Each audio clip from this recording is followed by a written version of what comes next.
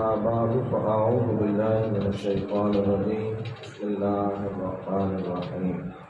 برادران اسلام، آج کے سنن و آداب ہنسی و مزاح کے متعلق ہیں کہ ہنسی مزاح جائز تو ہے، لیکن دین اسلام کریم آقا علیہ السلام کی سیرت طیبہ اس کی حدود و قیود بیان کرتی ہیں. ان کے اندر رہ کر اگر ہنسی مزاح کیا جائے تو یہ اچھا ہے، لیکن اگر حدود و قیود کو نہ دیکھا جائے تو اس کے بہت زیادہ نقصانات ہمیں دیکھنے کو سننے کو ملتے ہیں.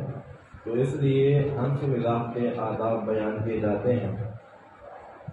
مزاح میں حد سے تجاوز نہیں کرنا چاہیے، بہت زیادہ ہنسنے سے بچنا چاہیے، کیونکہ بہت زیادہ ہنسنے سے حدیث پاک میں ہے کہ دل مردہ ہو جاتے ہیں. جن کو مزاح پسند نہ ہو ان سے مزاح نہیں کرنا چاہیے. مختلف انسان کی طبعیں ہوتی ہیں، ہر انسان الگ ایک مزاج رکھتا ہے. اگر آپ کے دوست ہم مجلس میں مزاح کا مزاج موجود نہیں ہے، سنجیدہ مزاج کا آپ کا دوست ہے، بھائی ہے، اس کے ساتھ مزاح نہ کریں. سنجیدہ مجلس میں مزاح نہ کریں. ایک مجلس انعقاد پذیر ہے، سنجیدہ مجلس ہے، تو آپ موقع محل دیکھیں کیا مزاح کی مجلس ہے، مقام ہے، جگہ ہے، تو پھر مزاح کریں. اگر سنجیدہ محفل ہے تو اس میں مزاح نہ کریں. مزاح کے دوران محرمات شرعیہ مثلا مال چھپانا، جھوٹ بولنا، تحقیر کرنا، اس سے پرہیز کریں، بچیں. ہاتھ کے اشارے سے اور برے القابات سے مزاح کرنا منع ہے، اس لیے کہ یہ جھگڑے کا پھر سبب بن جاتا ہے. پھر جھگڑے بڑھتے بڑھتے جانوں کا نقصان کر دیتے ہیں، یا خاندانوں کے اندر نفرت پیدا کر دیتے ہیں، دو دوستوں کو جدا کر دیتے ہیں جھگڑے. تو اس لیے اس سے بچیں. اور جب کسی کو خوشی کی حالت میں دیکھیں ہنستا ہوا، مسکراتا ہوا، تو اس کے لیے دعا کریں. اضحک اللہ سنک، اللہ کریم تمہیں ہمیشہ مسکراتا رکھے.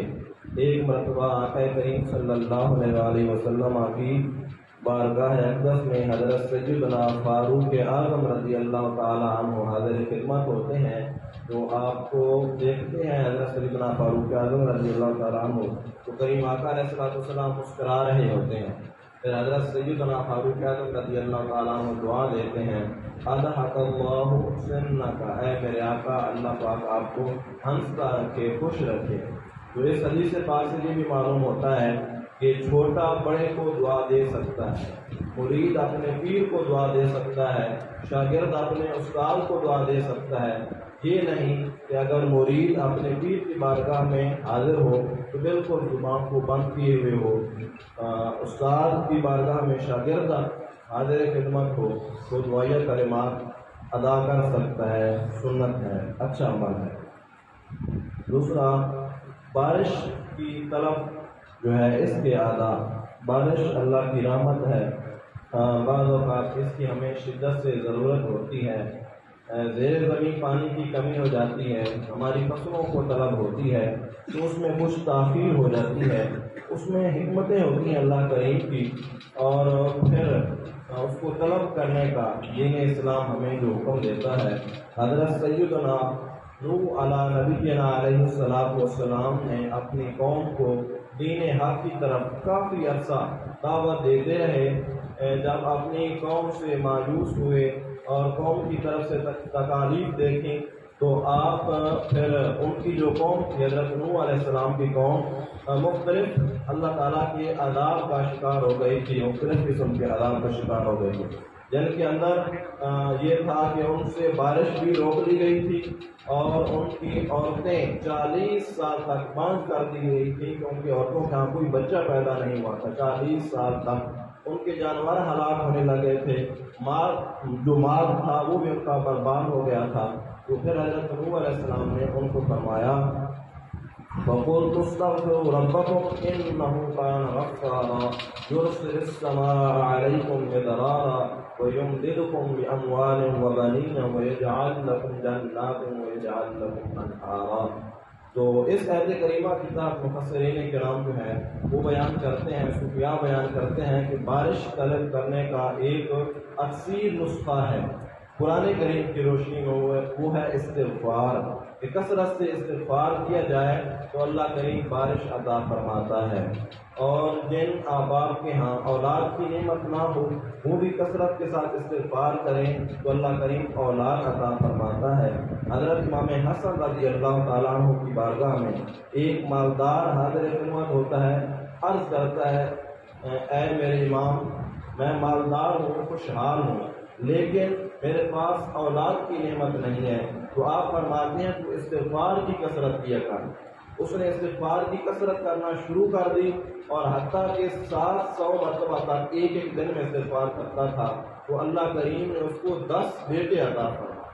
پھر جب امام صاحب سے اس کی دلیل پوچھی گئی تو حضرت امام حسن رضی اللہ تعالیٰ عنہ نے یہی آیت کریمہ پڑھی کہ اللہ کریم کا قرآن یہ کہتا ہے فَقُلْتُ اسْتَغْفِرُوا رَبَّكُمْ إِنَّهُ كَانَ غَفَّارًا يُرْسِلِ السَّمَاءَ عَلَيْكُمْ مِدْرَارًا وَيُمْدِدْكُمْ بِأَمْوَالٍ وَبَنِينَ۔ یہ آیت کریمہ پڑھی تھی کہ اللہ کو قرآن سے ثابت ہے۔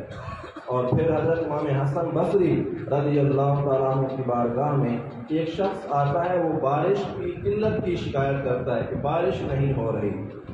دوسرا شخص آتا ہے کہ وہ کہتا ہے کہ میں تنگ دست ہوں، غریب ہوں، میرے پاس مال نہیں ہے۔ آپ پہلے شخص کو بھی فرماتے ہیں علیک بالاستغفار، ہمارے اوپر استغفار لازم ہے، تو استغفار کی کثرت کر۔ اور دوسرا جو تنگ دستی کا سوال کرتا ہے آپ اس کو بھی فرماتے ہیں تو بھی استغفار کو لازم پکڑ۔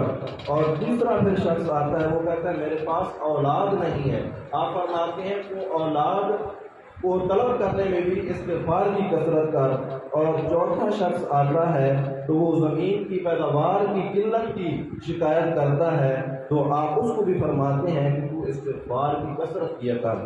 تو آپ کی بارگاہ میں حضرت ربیع بن صبیح رحمۃ اللہ علیہ بیٹھے تھے، انہوں نے عرض کی حضور آپ کی بارگاہ میں 4 قسم کے سوال ہوئے، 4 سائل آئے، لیکن آپ نے ان کو ایک ہی نسخہ بتایا ہے، تو آپ نے فرمایا کہ یہ ایسا قیمتی نسخہ ہے کہ یہ ان تمام امراض کے لیے کافی اور شافی ہے۔ تو اللہ تعالی ہمیں عمل کی توفیق عطا فرمائے۔